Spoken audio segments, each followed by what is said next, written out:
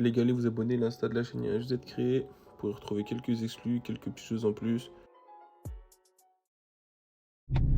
Salut à toutes et à tous, donc là on se retrouve à bord d'un petit Golf 6 GTI, mais pas n'importe lesquels, les éditions 35, comme vous avez pu voir dans la présentation qui était juste avant. Donc celui-ci il est un peu particulier par rapport au Golf 6 GTI normal, ou normaux. Il présente un peu moins de défauts et ils sont un peu plus fiables. Après il s'agit d'une cote montante, c'est-à-dire actuellement ils vont être plus bas que dans un an ou deux parce que c'est des éditions rares, c'est des éditions limitées, comme l'édition 30 sur le Golf 5 et ainsi de suite. Donc celle-ci, au lieu de développer 200 chevaux, 210 chevaux, là on développe 235. Après il y a quelques maladies. On va retrouver le cam follower qui lâche souvent, ou la pompe HP qui, comme c'est un véhicule qui patine et qui tape beaucoup, on a le cache moteur qui tape sur la pompe HP et du coup ça peut faire rompre la pompe HP et les supports. Après concernant la voiture en elle-même, c'est le même moteur que le Golf 6R ou que le S3. Donc c'est un gros turbo, c'est des gros injos, tout est prévu pour. Là-dessus, elle est... Comment ça s'appelle? Elle a les équipements du R quasiment, elle a les bas de caisse, elle a des jantes spécifiques. Il y a deux types de jantes sur cette édition 35. Il y a celle qu'on a vue et un autre modèle un peu... Je crois que c'est du 18. Donc là, en termes d'équipement embarqué, on va retrouver l'option du DIN Audio pour les fins connaisseurs. Donc c'est le meilleur, c'est le top du top de ce qu'on trouve en audio chez Volkswagen. C'est rare de trouver cette option là. Comme le Start Engine, il n'y a même pas besoin de la clé, comme sur les dernières Golf. On appuie sur le frein, on maintient le bouton, ça démarre.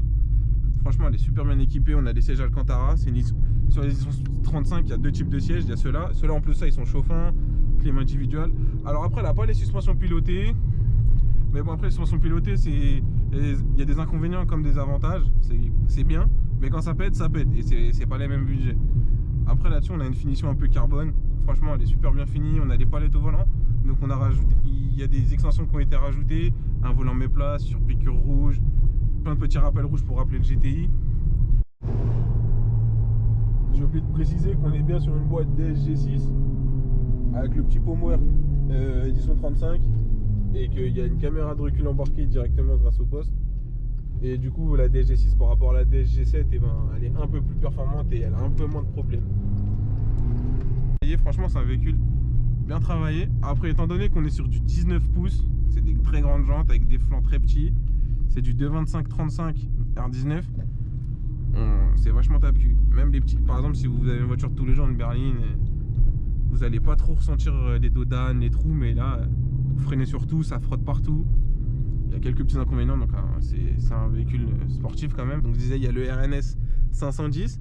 Alors sur certaines phases, on peut essayer de le choper en CarPlay. Bon, il sera modifié, il va coûter 500-600 €.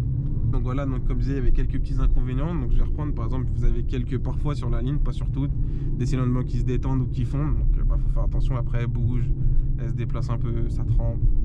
Après celle-ci elle est équipée d'un kit Ramer. Donc c'est un kit d'admission directe, donc ça rajoute un peu de pêche, même beaucoup je trouve. Et ça fait un joli bruit à l'accélération, j'essaierai de vous le montrer tout à l'heure.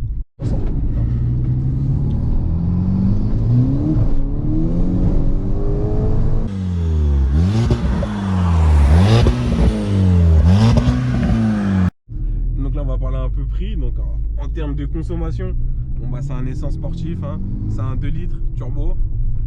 Bon, quand on a le pied lourd on tourne à 24 litres, mais si on essaie d'être raisonnable on peut tourner à 14, 15, 16 litres. C'est un peu plus que sur un S3, je pense que c'est dû à la puissance. Mais franchement, si en tant que daily, il faut pas avoir peur d'aller chez le pompiste, hein. Après en termes de consommables, les freins je les trouve un peu légers pour le type de véhicule, franchement, honnêtement. Ils freinent pas très fort. Les pneus, ça se bouffe vite parce que ça patine et ça tape fort si on accélère fort au démarrage. Après, sinon, c'est un véhicule. Après, ça s'entretient comme un véhicule. Peut-être, ça faut être beaucoup plus rigoureux, je dirais, quand même, sur l'espace entre ces vidanges, ces changements de filtre. Faut être attentif parce que c'est des véhicules qui valent une certaine somme, comme je disais tout à l'heure. Celle-ci, pour à peu près 130 000 km, on va avoisiner autour des 16-17 000 €, selon l'entretien et l'état et les options, parce que il y a pas mal d'options. Par contre, celle-ci, il manque le toit au vent. Après, sur un GTI classique lambda avec plus ou moins de potentiels problèmes liés au moteur, on va retrouver un 12 000 €. Après voilà, il y a moins de chevaux, c'est pas le même moteur. Là on est sur un moteur de Golf R, je le reprécise, je le répète. Donc si Et des petits malins qui veulent s'amuser à modifier le moteur, ajouter des lignes, je pense que vous allez vous amuser comme il faut. En plus, ça chante bien déjà d'origine.